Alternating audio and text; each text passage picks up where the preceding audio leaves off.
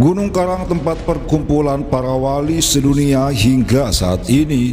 Di sisi lain, gunung ini merupakan tempat perkumpulan para jin sedunia. Sebagaimana yang pernah dituturkan oleh Abu Yauchi Turtusi, Gunung Karang memiliki dua bagian, putih dan hitam. Bagian putihlah tempat perkumpulan para wali sedunia, dan sebaliknya bagian hitam adalah tempat perkumpulan para jin sedunia. Tak heran jika dibutuhkan arahan khusus dari kuncen gunung bagi siapapun yang hendak mendaki Gunung Keramat ini.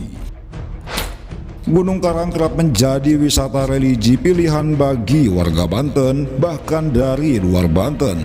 Biasanya, tujuan utama para pendaki mendaki gunung ini adalah situs keramat Sumur 7 yang terletak di puncak Gunung Karang dengan ketinggian 1778 mdpl di atas permukaan laut. Sejarah lahirnya Sumur 7 berkaitan erat dengan Sultan Maulana Hasanuddin saat ditantang berperang oleh Prabu Pucuk Umun. Pertarungan keduanya sengit terjadi di puncak Gunung Karang. Setelah menaklukkan Prabu Pucuk Umun, Sultan Hasanuddin merasa kehausan lalu bermunajat kepada Allah untuk memohon air minum.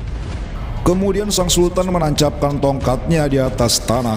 Atas izin Allah, seketika itu keluarlah 7 mata air menyembur dari dalam tanah. Lubang bekas tongkat yang ditancapkan inilah yang sekarang disebut situs keramat Sumur 7 Gunung Karang. Selain Sumur 7, ada beberapa situs keramat di gunung ini, seperti Batu Menhir, petilasan Sultan Maulana Hasanuddin, makam Syekh Rako, dan makam Syekh Karan. Gunung Karang adalah sebuah gunung berapi yang terletak di Kabupaten Pandeglang, Provinsi Banten. Gunung ini masuk ke dalam kelompok stratovolcano yang memiliki potensi meletus. Meski begitu, warga di sekitar Gunung Karang meyakini bahwa Gunung Keramat ini dijaga oleh para aulia. Gunung Keramat ini merupakan gunung terbesar di tanah Banten.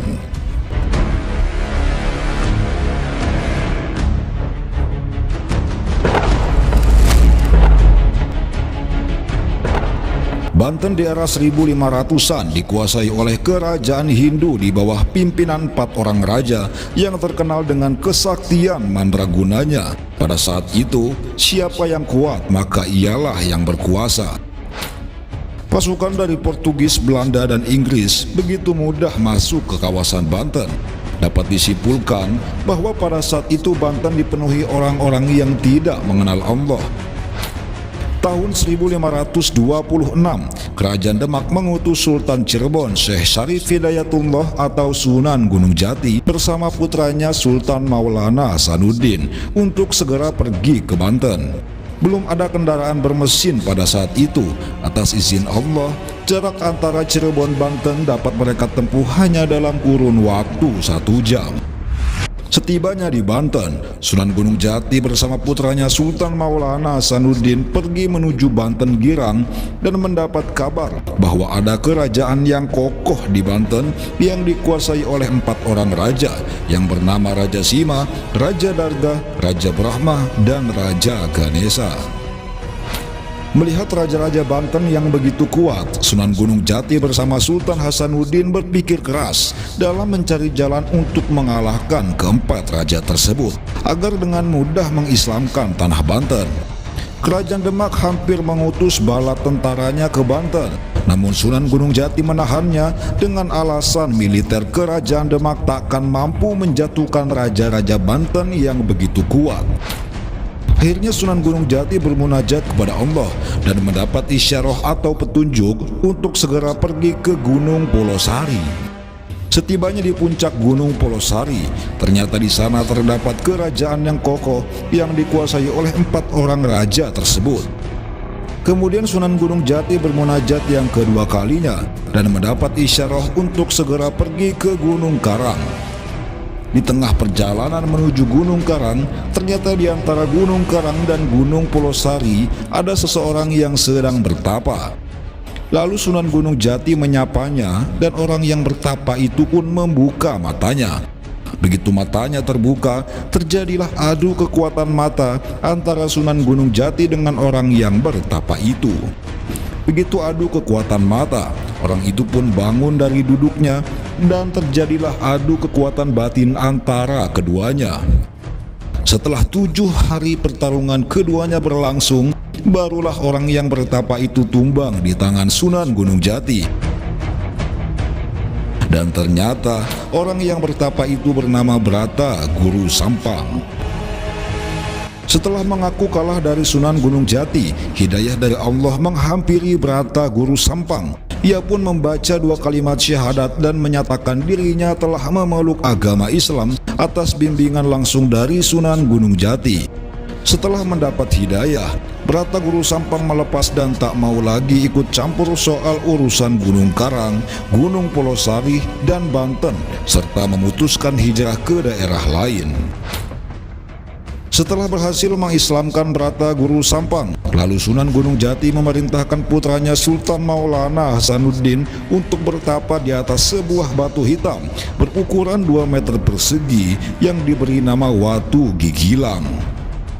Sunan Gunung Jati berpesan bahwa syarat untuk lulus dari tapanya, Sultan Hasanuddin harus menghilangkan keangkuhan dalam dirinya dan meyakini dalam hati bahwa semesta beserta isinya hanyalah milik Allah Subhanahu wa Ta'ala. Cirinya, ketika Watu Gigilang itu telah terangkat dengan sendirinya, berarti Sultan Hasanuddin telah lulus dari tapanya. Maka bertapalah Sultan Hasanuddin hingga jangka waktu yang tidak disebutkan. Begitu Sultan Hasanuddin terus bertapa, ternyata beliau didatangi oleh Brata Guru Sampang yang telah memeluk Islam. Dan saat itulah Watu Gigilang terangkat dengan sendirinya hingga berubah menjadi batu pancawarna. Setelah Watu Gigilang terangkat, tiba-tiba Sunan Gunung Jati datang dan berkata bahwa Sultan Hasanuddin telah lulus dari tapanya. Lalu memerintahkan putranya itu untuk segera pergi ke Banten Girang untuk melawan Raja-Raja Banten dengan membawa dan memanfaatkan kekuatan Watu Gigilang. Sunan Gunung Jati menjelaskan bahwa sumber kekuatan Banten berada di batu tersebut. Bahkan siapapun yang ingin menjadi Sultan Banten, jika batu ini tidak ada di Banten, maka tidak akan dianggap oleh siapapun. Singkat cerita, berangkatlah Sultan Hasanuddin ke Banten Girang dengan menjinjing Watu Gigilang. Kemudian mulailah Kerajaan Demak mengutus bala tentaranya untuk ikut menyerang Kerajaan Banten. Pasukan Demak saat itu sangatlah sedikit, tidak setara dengan pasukan Banten yang begitu banyak. Belum lagi ditambah pasukan Belanda dan Inggris yang kekuatan militernya luar biasa. Begitu berperang, 10 kali lipat kekuatan Kerajaan Banten nyaris menghabisi bala tentara Kerajaan Demak yang hanya sedikit. Melihat kondisi genting ini, Sultan Hasanuddin segera menghadap ke Gunung Karang, kemudian berdoa kepada Allah. Ya Allah, tidak satupun kekuatan yang aku miliki. Saat ini, tugasku ingin menegakkan kalimat Allah dan mengislamkan Banten. Dengan tugas dari Kerajaan Demak dan ayahku, maka aku memohon pertolongan darimu.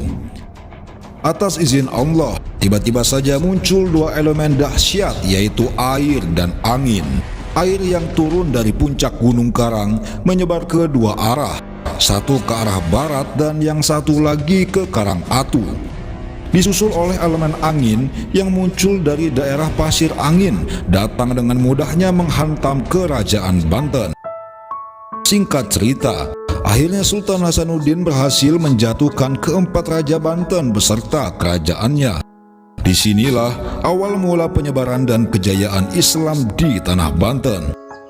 Tahun 1552, Sultan Hasanuddin resmi diangkat menjadi Sultan Banten yang pertama.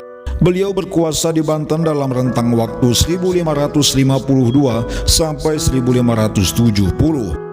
Lalu tali perjuangannya diteruskan oleh putranya yang bernama Sultan Maulana Yusuf sebagai Sultan Banten yang kedua. Demikian sejarah keramat Gunung Karang yang sangat luar biasa. Jadi tak heran jika gunung ini begitu dikeramatkan oleh warga Banten, sebab Gunung Karang adalah titisan dari para leluhur Banten.